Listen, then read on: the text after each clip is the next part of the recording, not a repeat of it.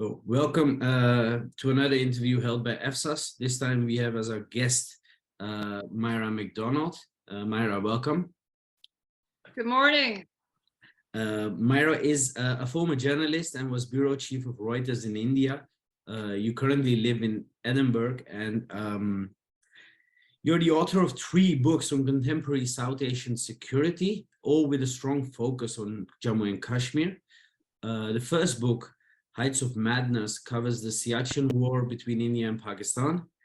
Your second book, Defeat is an Orphan, looks at how the relationship changed between India and Pakistan after the nuclear tests in 1998.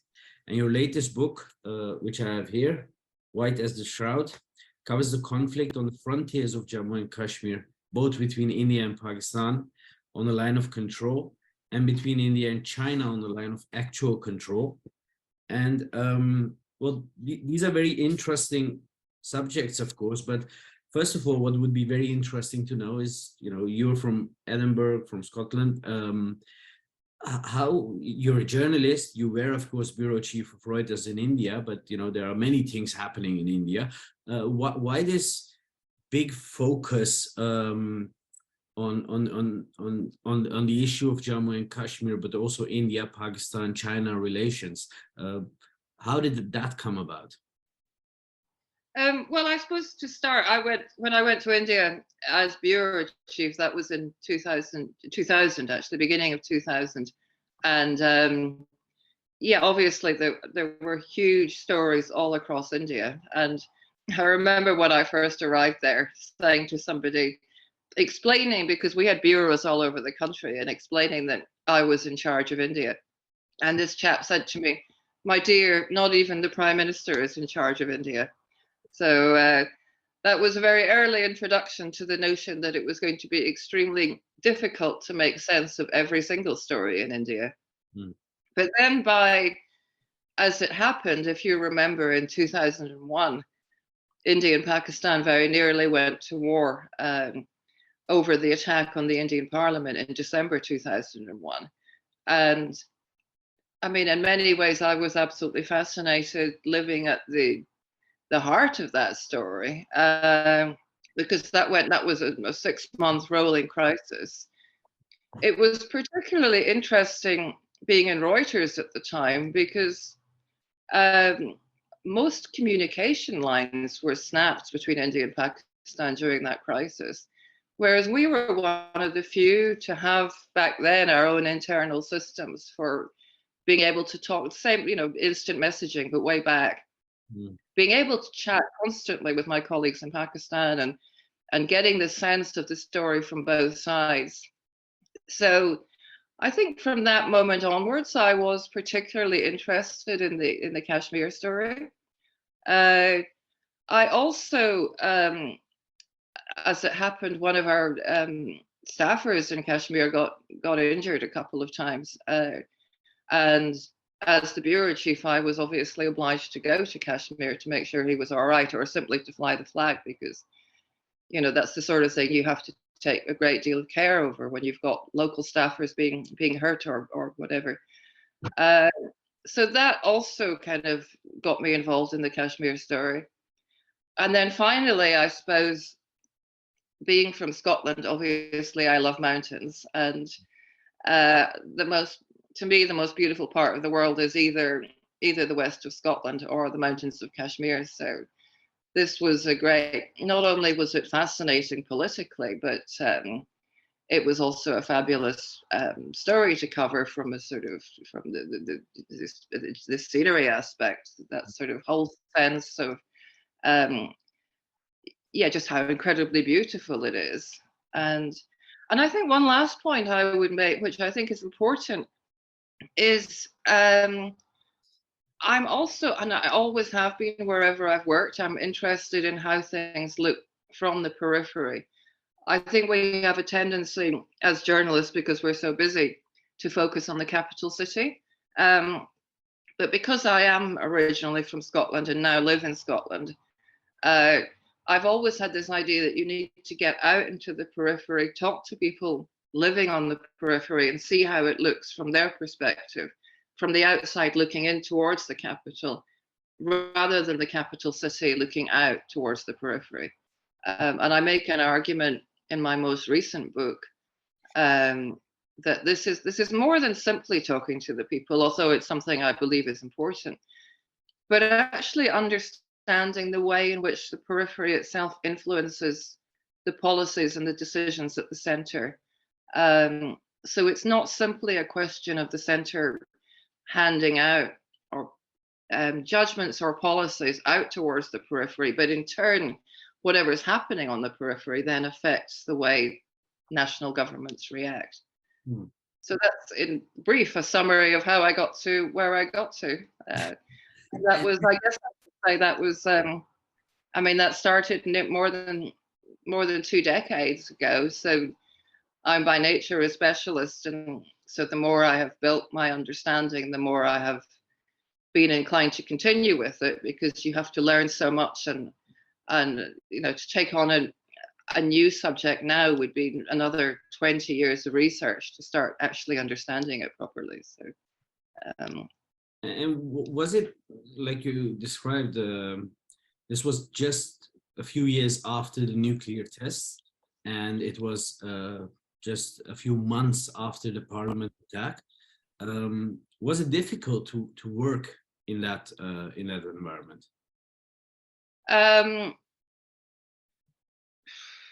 Actually, no, it was probably easier to work then in that environment than it is now. It used to be very easy for Western journalists to go to Kashmir. You could go to the valley, you simply needed to sign a piece of paper at the airport. There weren't real restrictions on you. Obviously, the big restrictions were on getting near to the line of control or the line of actual control. But in terms of going in and out of Jammu and Kashmir, those to the valley and to Ladakh, that used to be much, much easier. The difficulty, in fact, was on the Pakistan side, where for Westerners, it always has been much, much more restricted for Westerners to go in and out of their side of Kashmir. And unfortunately now on the Indian side, it's become more difficult to operate that way. You actually write about this. You actually call yourself naive, because in 2004, you tried to get a visa through the official channels in Delhi, a visa for Pakistan, and you ended up being offered tea and cigarettes and whatnot at the High Commission in New Delhi, but you didn't get a visa, and on your own, as you write here, you decided to just instead of taking a bureaucratic route, you decided to just email the Pakistani army. Yes, no, exactly. I mean, I mean, particularly with my Reuters background, I prefer to do everything above board and to do things officially and clearly. I don't like to go around things, but I did have to, it was particularly difficult being based in India to get a visa just to go to Pakistan. And at that point, I only wanted to go to Islamabad and make some preliminary inquiries. But even then, I ended up having to go to the army to explain that I was interested in the Siachen War, to then get them to tell the embassy to issue me a visa so that I could get there. So that was certainly difficult. The other thing, of course, that's extremely difficult for especially for foreigners to do is to get to either the line of control or the line of actual control. In my case, I wanted to go to Siachen, and I was very committed to the notion that I had to go to both the Indian and the Pakistani sides of the Siachen battlefield. Again, I keep stressing the Reuters background, but we have very strict rules about you have to always make sure that you get both sides of the story. That doesn't mean both sides are equally balanced, but you really do have to make the effort. It took me months and months on both sides, actually. First, to persuade the Indian army to let me go to Siachen, and then secondly, to persuade the Pakistan army to let me go. And the one benefit I think I have is that I'm one of the very few to have actually been to both sides. So the writing I've done about it is really amongst the very few that you can find that tries to give the view from both the Indian and the Pakistani side. So and you that also bit, actually try to, maybe not so much in this book, but in the others as well. You also try to give it. You also try to input a third view, which is of the people of Kashmir. yeah, no, absolutely. I mean, and again, I try and make the point that even that is not straightforward, because you have one view in the Kashmir Valley, you have a different view in Ladakh. I mean, to row back for anyone who doesn't follow it as closely as we do, I should just be clear that the former princely state of Jammu and Kashmir is made up of the Kashmir Valley on the Indian side, Ladakh and Jammu, and on the Pakistan side, there is what Pakistan calls Azad Kashmir and Gilgit-Baltistan. And I've always been fascinated, partly because I'd done some work in Ladakh as well. I've always been interested in looking at the way in which views are different depending on which of those different parts of the former princely state of Jammu and Kashmir comes from. So the valley obviously is the most heavily populated, it's the one that's best known, but it's not the only place where you have to go in order to try and understand the complexity of that. It's like peeling an onion, the complexity of that conflict. You also actually call in your book the two most important parts of the erstwhile princely state of Jammu and Kashmir are Ladakh and Gilgit-Baltistan. No, that was a discovery for me, really, because that's obviously not what I thought when I first rolled up in India. But from a strategic point of view, Ladakh and Gilgit-Baltistan are actually, I would say, more important. They're much, much bigger. Ladakh is what runs into the border with China on the Indian side, or the line of actual control with China, I should call it. On the Pakistan side, Gilgit-Baltistan is their border with China. You need to go through Gilgit-Baltistan for the main Karakoram highway linking, which is the main road linking Pakistan to China. The China-Pakistan economic corridor, going from linking Western China to Pakistan, also has to go through Gilgit-Baltistan. So in a modern day context, these are absolutely fundamental, crucial, strategic states for both India and Pakistan, which is one of the layers that makes this conflict incredibly difficult. And I think probably worth adding, because I did try and trace back some of the history going back into the 19th century.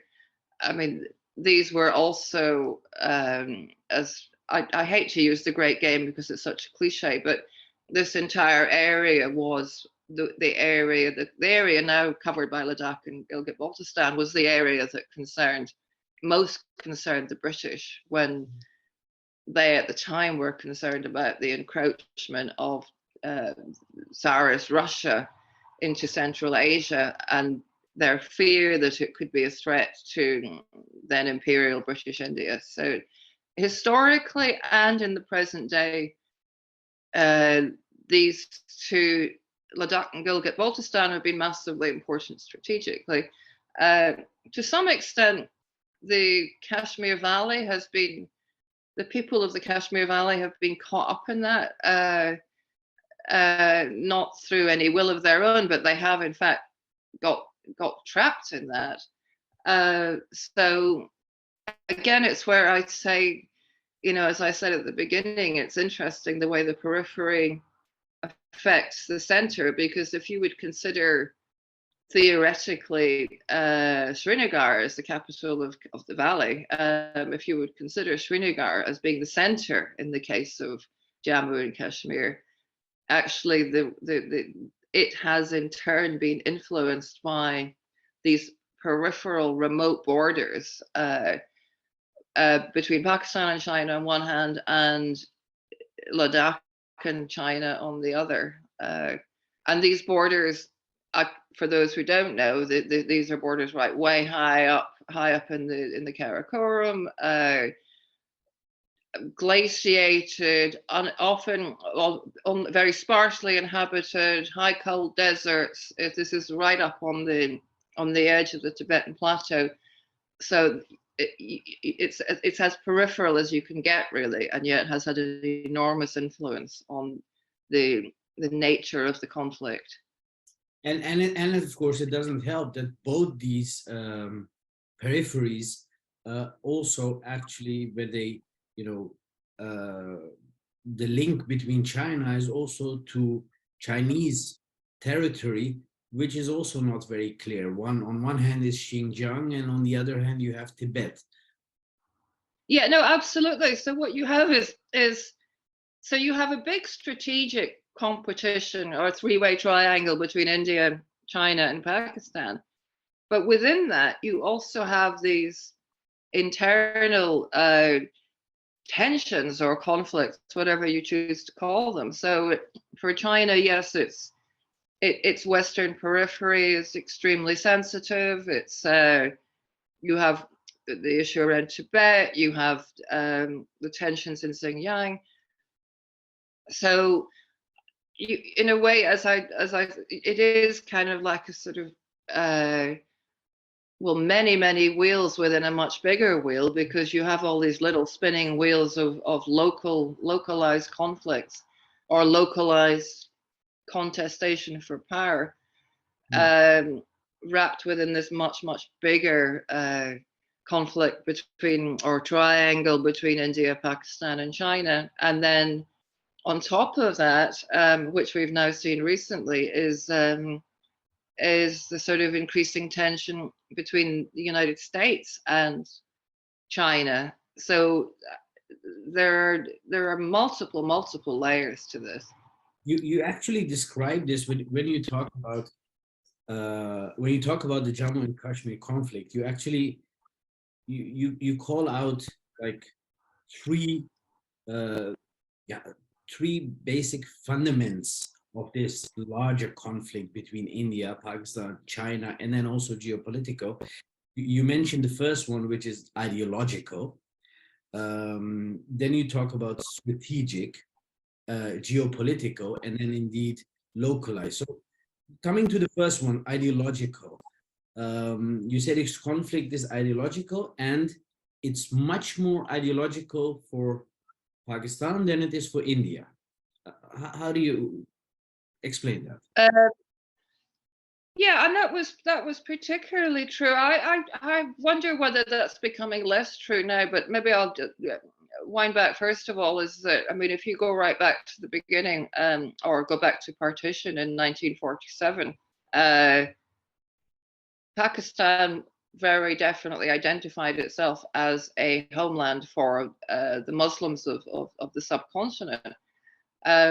And as such, because Pakistan sees itself as the homeland for Muslims, then it took for granted that Jammu and Kashmir, which had a Muslim majority, should belong automatically to Pakistan.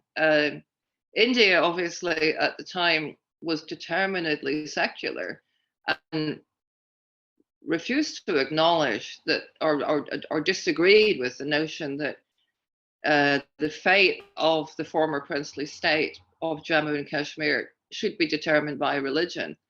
So it's been asymmetric from the start, in that you're not, or you weren't talking about a conflict between a Muslim Pakistan and a Hindu India. You were talking about a conflict between a Muslim Pakistan and a secular India that projected itself as having space for both Hindus and Muslims in the subcontinent. That ideology, I think, has been particularly damaging for Pakistan in the sense that because of the way Pakistan identifies itself, it hasn't been able to give up on Kashmir, because if it were to give up on Kashmir, it's giving up its very raison d'etre. So it has to maintain this claim to Kashmir, which has in fact been very, very damaging to Pakistan.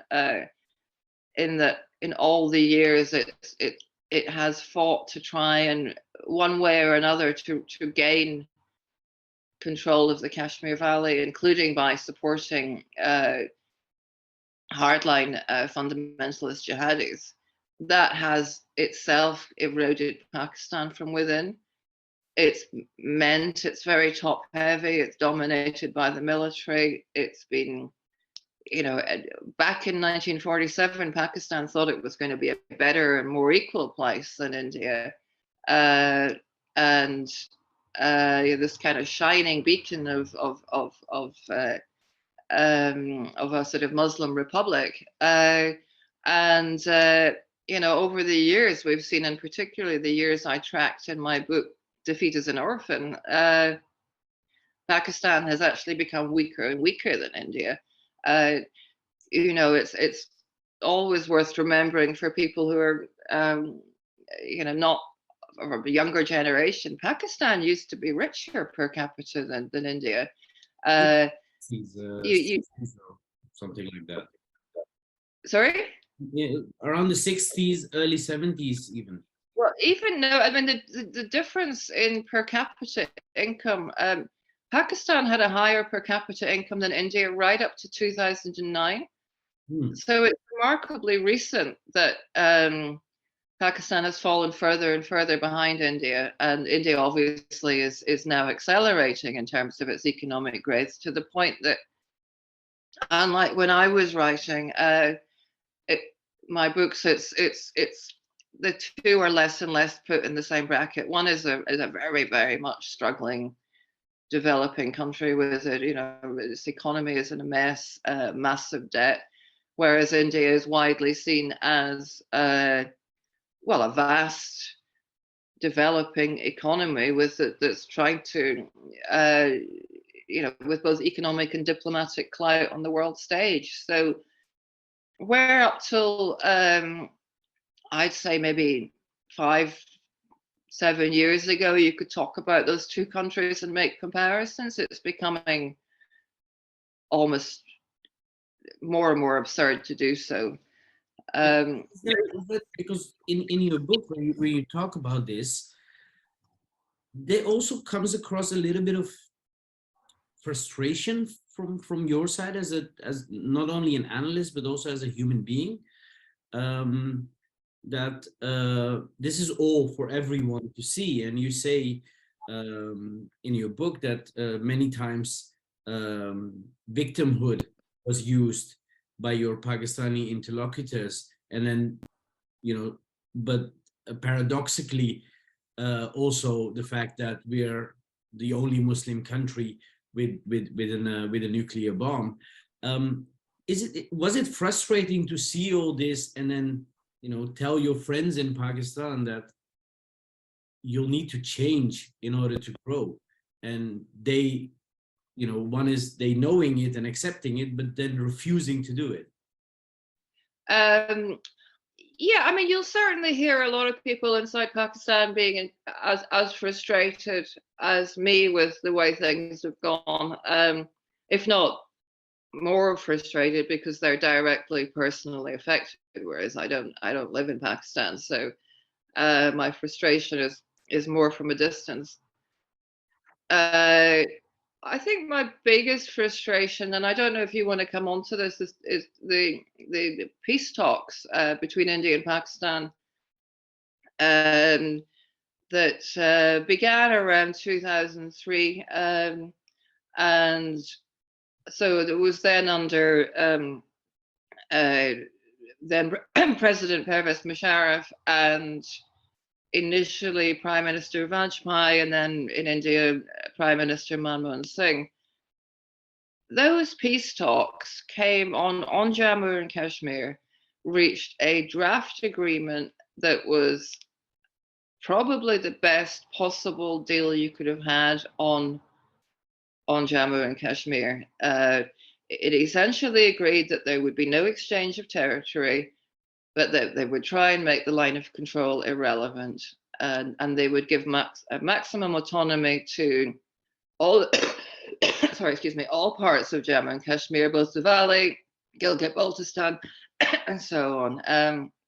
So, I mean, that really was the best it was ever going to be. I thought it was hopeful and a potentially dynamic agreement, because to look back on something I said before, I think it's very important to remember that people don't think the same in every different part of Jammu and Kashmir. They have different histories, different geographies, different languages.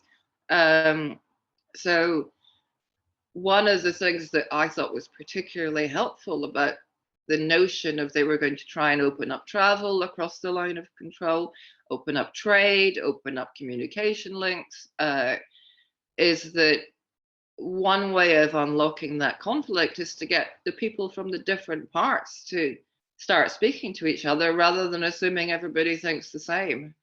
So I was, and I'm incredibly frustrated and disappointed that agreement failed. Part of the reason why it failed. Why did it fail? Why did it fail, according to you? Right. Okay. There's three reasons. One is, and I think it's only fair to say this, but I don't think this is the fundamental reason, but India was slow in pushing ahead with it. It slightly dragged its heels for political reasons inside India. The second reason, and I think probably the more important one, is that Musharraf was very much kind of his own man there, and he was acting on his own initiative. He made no effort to get support across Pakistan or from key stakeholders in Pakistan for that agreement. And so it actually couldn't survive. Once Musharraf was pushed out of office, it couldn't survive without him. It was, I mean, it's a small detail, but it's important if you follow it closely. The Pakistan People's Party, which came into government after Musharraf was ousted, actually repudiated the agreement, which actually, to my mind, was totally against the civilian government's interest. Because if the civilian government wants to attain a proper democracy in Pakistan, then they have to find a peace settlement with India that means the army no longer has such power over Pakistan. And yet the PPP also failed to move forward with that agreement. Then, and I would say this is really important to remember, is 2008, the Mumbai attacks. I think in one of my books, I've done a whole chapter on the Mumbai attacks. There is no doubt in my mind that could not have happened without the complicity of the Pakistan intelligence agencies. It was a huge operation to manage. You have to have people go by boat from Karachi to Mumbai, the logistics back up. This was, although despite attempts at deniability, I think it is fair enough to say this was an act of war. It was also a horrendous attack from a human perspective. 166 people were killed. And, you know, one of the things I think is important to remember about those attacks is, I mean, there were large numbers of victims in the railway station. These are ordinary Indians, often relatively poor, and certainly not rich, going about their business in the railway station, and they're killed for no reason. I mean, we tend to, obviously the Western media will focus on the big targets like the Taj Hotel, because that was iconic. But I've never really seen a reflection inside Pakistan. I'm not talking about the army or whatever here. I'm talking about in terms of ordinary people, is just, like, go and watch those videos of people who lost relatives in the railway station. Sometimes they were the main breadwinner, and the dreadfulness of the human toll of that attack. And again, so I would like to have seen some kind of, rather than a straight out denial, or actually, to be fair to Pakistan, there was not a straight out denial. Some of the newspapers very bravely tried to, track down what happened. And I mean, there are certainly very, very brave journalists in Pakistan operating in extremely difficult conditions. But I think, to me, what I saw happening afterwards was a sense of, well, look, that's happened. Let's put this behind us. Now let's move on to the next thing, rather than we have to work out why this happened, and actually genuinely show some kind of, at a human level, contrition. And I didn't see that happening. But do you then maybe also think, because it happens so much, and you count this as one of the most important reasons why these peace talk failed, do you think, and you say that it's undeniable that the Pakistani intelligence agencies were involved, do you think this was actually done to make the peace talks fail? No, because not necessarily. No, because I don't think they, I don't think anything works as simply as that. I don't think they particularly believed in the peace talks anyway.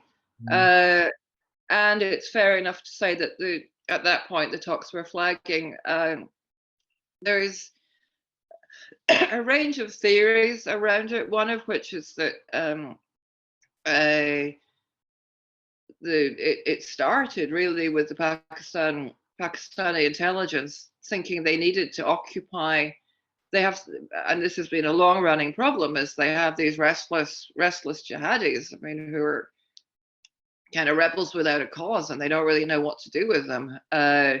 During the period of those peace talks, Musharraf had actually reined them in quite a bit and stopped them going into the valley. So what you had was these jihadis building up a bit like a pressure cooker. And there is a reasonable evidence to suggest that they started off with what they planned as a relatively small-scale attack on very specific targets in Mumbai that were meant to send a message and provide something to keep the jihadis happy. Excuse me. But I mean, and again, these things can't be controlled. I mean, when I say there's no way it could have happened without Pakistani intelligence agencies knowing about it, I don't think so. They have the means to try and stop these things happening. I don't think they control them as well as India thinks they do. I think it's, once you start doing a terrorist attack, you're doing everything. It's not tracked. It's none of this is above board. Once you start planning something like that, it escalates in ways that nobody could really predict. Just like a war. I'm sorry? Just like a war. Exactly, just like a war. I mean, as far as I can make out, the original reason for being in the railway station is they hadn't initially intended for the attack in Mumbai to be a suicide attack. So they had initially considered going to the railway station to use that as a means of escape. And And then what happened was they ended up going to the railway station and killing people. They abandoned the escape plan, but the station remained on the target list. And exactly as you say, just like war, it's like you have a bunch of men running around with guns and bombs, then people get killed. Do you think the same happened?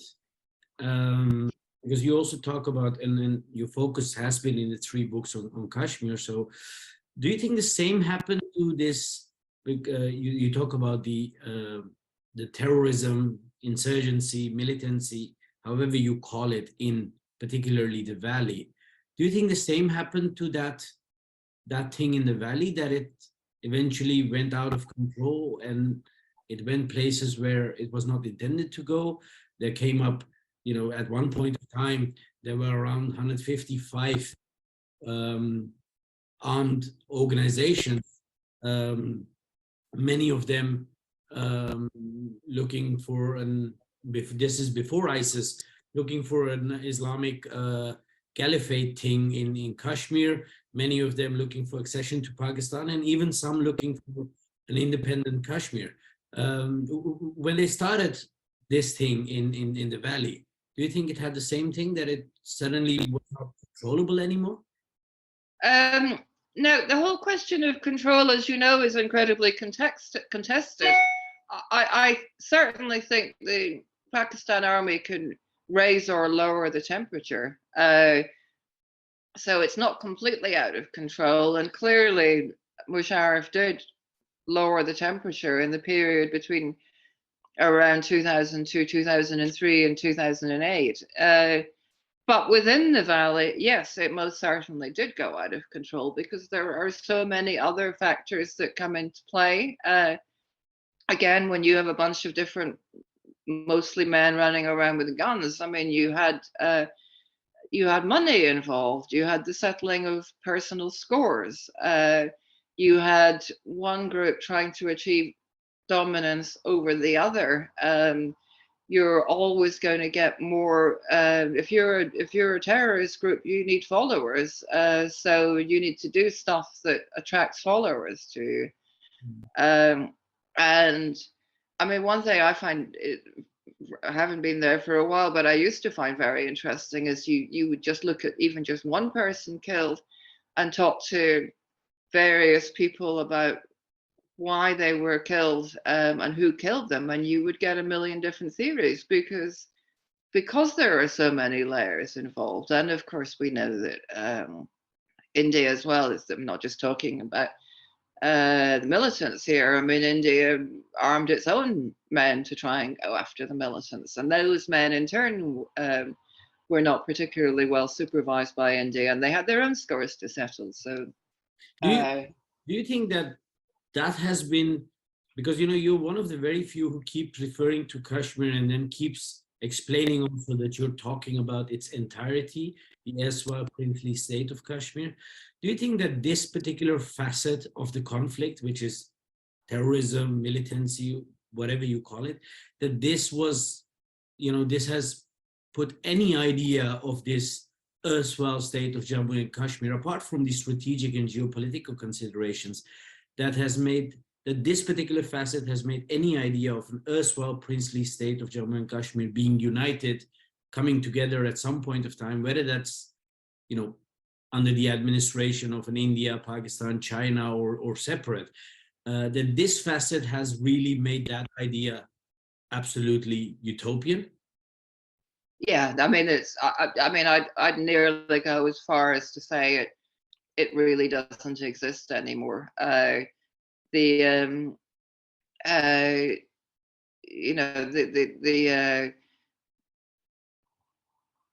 Particularly since the Modi government in India not only abrogated Article 370, which over the autonomy of Jammu and Kashmir, but it also split up Kashmir from Ladakh. So it has, for the reasons that you were saying in the beginning, the geopolitical reasons regarding China.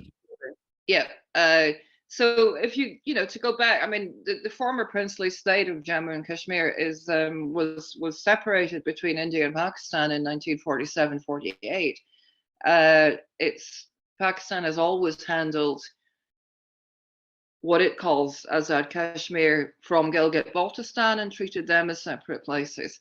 India now has separated Kashmir from Ladakh and treats them as separate places. The entire state has been dismantled, and people will argue. I don't take a clear position on this. People will argue whether Jammu and Kashmir was an artificial state in the first place. As you know, it was created in 1846. You can make a case that it should never have been created in the way it was. But I also, I think I've mentioned in one of my books, 1846, if you look at Belgium or Italy, they were both created in the 19th century. We don't go around saying they've got to be divided up.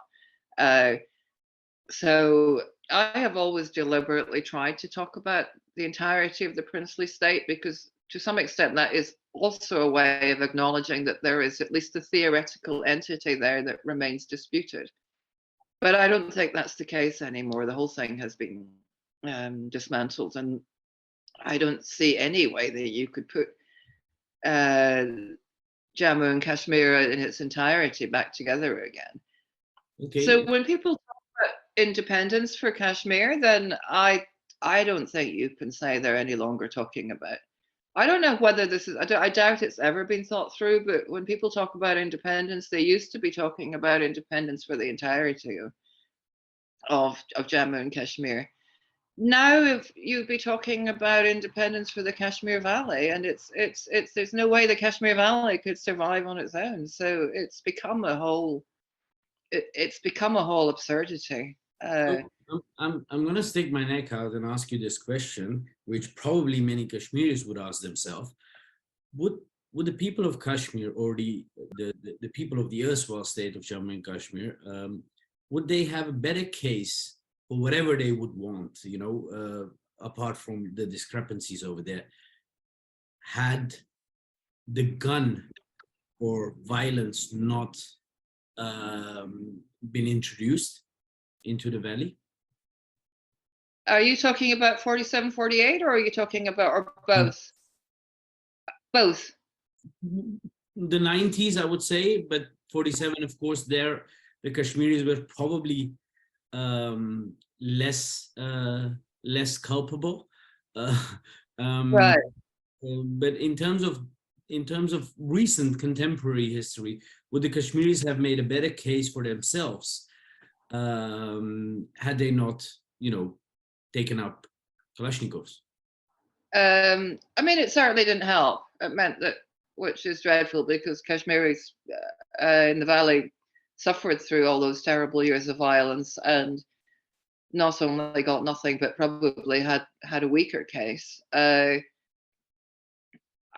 guess then the question you would have to ask, and then you're dealing with a lot of counterfactuals here: had there been no violence, what would have happened? And I suppose the only possible shred of evidence I could point to is, at a time of violence being relatively low, in other words, between 2003 2007, then there was an attempt to have not independence for the whole of Jammu and Kashmir, but certainly greater autonomy. And so I think probably fair to say the less violence there is, the less violence there is, the more space there is for imaginative diplomatic and political solutions. I think that's fair. Do you think now that, because China has always been a party to the Kashmir conflict to a reasonable lesser degree, today, with China's growing influence not only in the region but also on the world stage, and then you mentioned in the beginning the CPAC, will it become a much bigger party into this conflict, and especially in terms of Ladakh and Gilgit-Baltistan? That depends on I mean, it's always tried to keep a bit of a hands-off thing in terms of the actual internal disputes on in the Kashmir Valley and so on. And actually, interestingly, until relatively recently, it's never quite given Pakistan that much support on these things. And It has blocked quite some designations of terrorists at the UN who were yeah, Kashmir. yes, no, that's absolutely fair. But on this, on the other hand, whenever there's been a crisis, for example, during the 1999 Kargil War, or even during the 2001-2002 military standoff between India and Pakistan, China's role has tended to be to cool things down, which is not surprising given that it obviously doesn't want a war on its western western border between India and Pakistan, which would be very damaging for China too. So historically, I think it's actually not been. I mean, I think historically it's been a destructive player in the sense that it has provided cover for Pakistan to become provided cover for Pakistan to run its jihadis and use its nuclear weapons as a shield against retaliation. I don't think what China has done for Pakistan has done Pakistan any favors, or certainly hasn't done the people of Pakistan any favors, because they would be much better off with a healthy, functioning economy. But so I guess you have to balance the two things out. I mean, China, yeah, I think it's been damaging strategically, but I think in terms of the domestic turbulence, it's been quite hands-off. I don't know how that's going to change with the growing tensions between the US and China on one hand, and also on this, something we don't know yet really is because there have been rising tensions on the line of actual control between India and China. I don't know how that plays out if India and China ever. I mean, that they've had obviously clashes on the line of actual control, serious clashes on the line of actual control. If that escalates into a greater level of fighting, how that all plays out is. I mean, I really don't know, because does the US then come in and help India at risk of then making it even more inflammatory? Does China then use its presence in Pakistan, or it's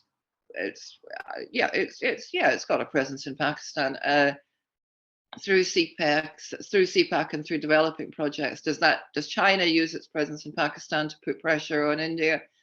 And I would say there are so many variables there that you'd have to work out that I would say that I think the strongest word is unpredictable.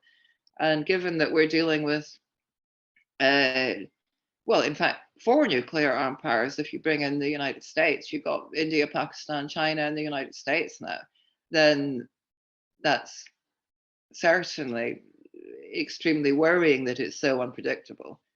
And therefore, kind of reversing back, we do need to find ways of bringing down the temperature and finding imaginative diplomatic solutions that allow people to get on with their lives.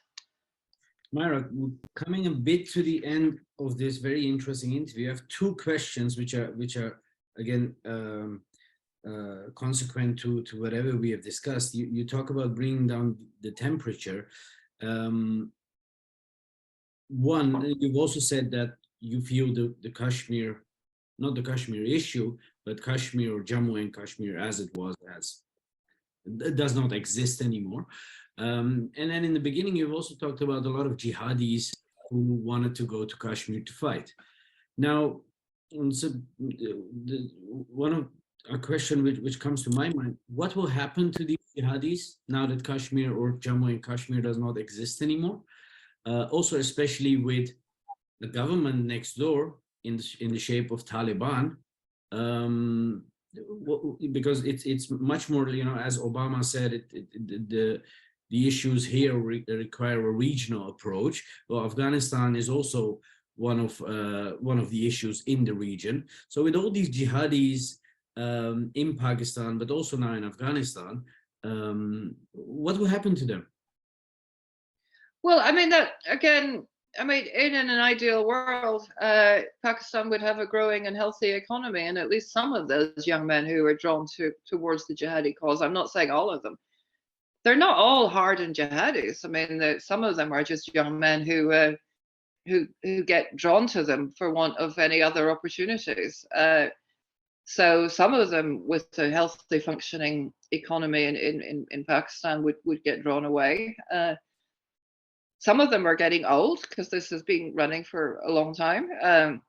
I don't know how old the likes of Hafiz Saeed is, but must be well into his, maybe even to his 70s by now. 70s?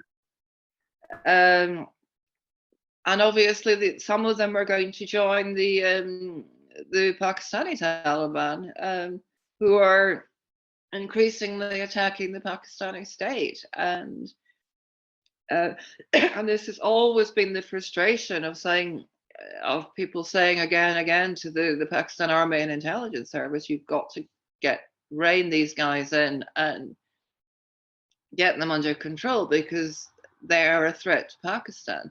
And Pakistan has tried to play it, and tried to give, it's like a balloon they try and try and squeeze it a little bit and it comes out somewhere else. They have never done what they need to do, which is actually repudiate the ideology that allows these jihadis to flourish. They need to bite the bullet and get rid of it once and for all, but I don't think they will, and I suspect they don't know how to, because like I said, if they crack down on one side, then they have them erupt on somewhere else, and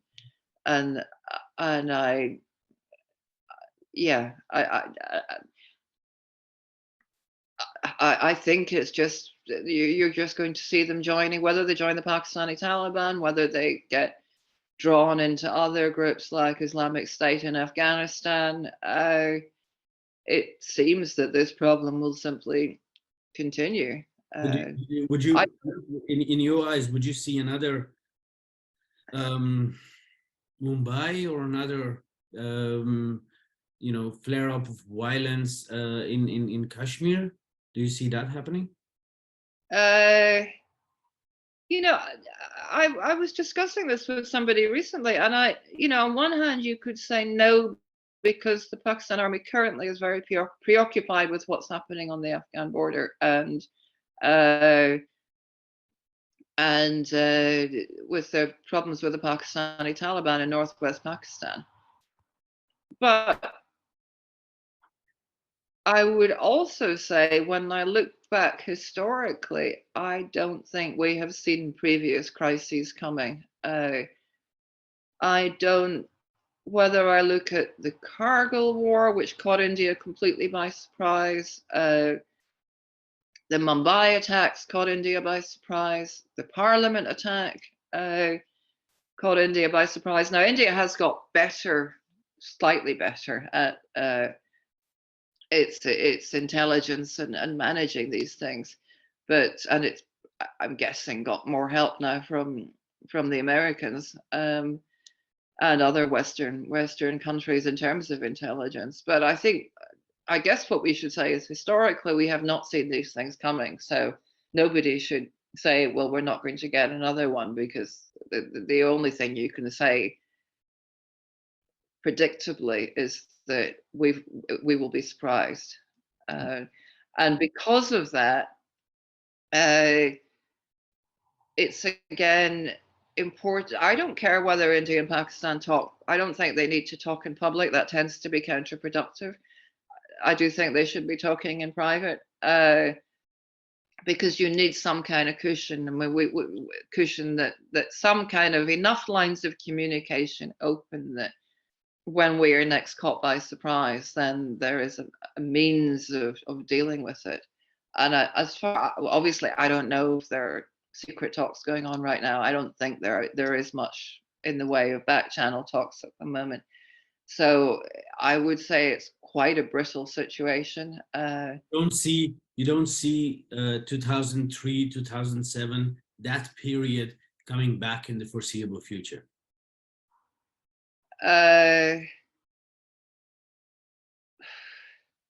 I mean, what is there to settle? I mean, it's 2003 to 2007 was an attempt to settle the conflict over the former princely state of Jammu and Kashmir. If the former princely state of Jammu and Kashmir no longer exists, then well, according to both, like for India, Baltistan is still something which needs to be settled, and for the Pakistanis, the Kashmir Valley is also still something which needs to be settled, despite their different viewpoints on it. But this is what both countries still deeply think. Yeah,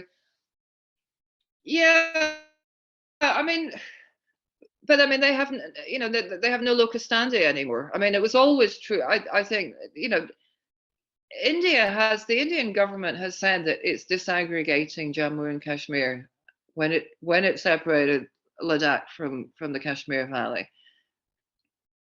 It's only a best legitimate argument to say it had a say in Gilgit-Baltistan was because Gilgit-Baltistan was part of the former princely state of Jammu and Kashmir. And because India claims the former princely state in its entirety, then it had a say over Gilgit-Baltistan. Given it has effectively dismantled the Indian side of Jammu and Kashmir, then on what basis does India have a say in Gilgit-Baltistan? It doesn't, to my mind, anymore. So, I mean, you can envisage maybe some kind of draft agreement where they do accept, in an ideal world, they do make the line of control irrelevant and they accept no exchange of territory. Perhaps one comparison is maybe France and Germany immediately after World War II, where people actually bury their differences, historical differences, in the interests of trade and free movement. But that is not actually a solution to the Kashmir conflict. That is simply saying, okay, we now agree that the different parts of Jammu and Kashmir belong either to India or Pakistan. And at a broader level, India and Pakistan are going to try and ease tensions along their border. But I mean, I guess you just need to look even at the extent to which Germany believed that making itself economically dependent on Russia and opening up trade with Russia was going to prevent a war, and that hasn't worked either. So, as you said, the Indian decision to separate Jammu and Kashmir and Ladakh was mostly, provoked by what was happening in Gilgit-Baltistan, and mostly with regard to China. Strategically, when you say, there's nothing to settle anymore, you don't see 2003, 2007 anymore happening anymore. So I come then to my last question: do you see a war? I mean, or at least let's not call it a war, but some other conflict erupting with the Chinese, assertiveness in the region, also on the line of actual control, also in Gilgit-Baltistan, their problems in Xinjiang, they're cozying up with the Taliban, all this together, and of course, for the US. Do you see a conflict? Well, what I would certainly say is that, and coming back to my original point about how the periphery influences the center as much as the center influences the periphery, you have soldiers on a knife edge all along the line of control, and soldiers, edge is a bad metaphor, but soldiers confronting each other, soldiers confronting each other across the line of actual control.